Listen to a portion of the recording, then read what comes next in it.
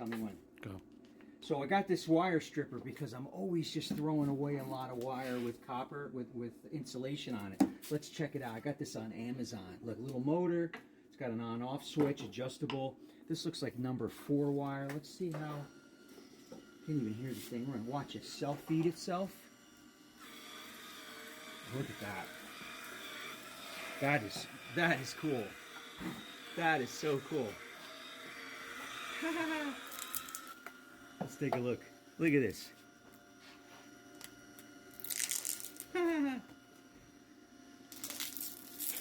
Let's try another piece.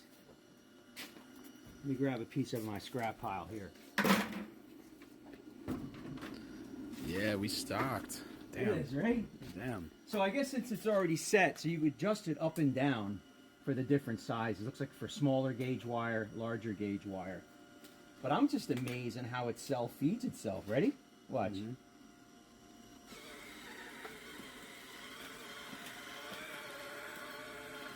Look at this. Wow. You get that side? Yeah.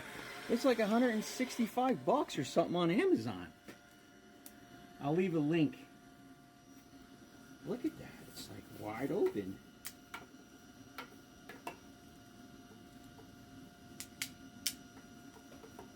It's unbelievable. And the cut is so fine. It almost looks like it's not cut. But it is cut. Of course, it's stuck a little bit. Look at that. Wow. All right, let me do one more. Right, this is like addictive. Look at all the scrap. Look, everywhere I look, I got scrap wire.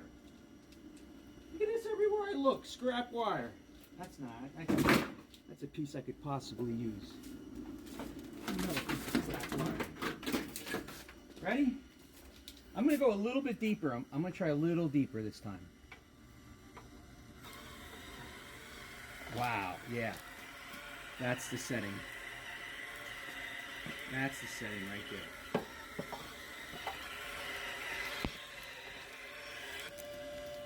Here's the on-off button. You know what's neat too is it came with a handle too. So you can turn it by hand, but why do that when you have this? I mean, look at this. Look at this cut. You guys see that cut?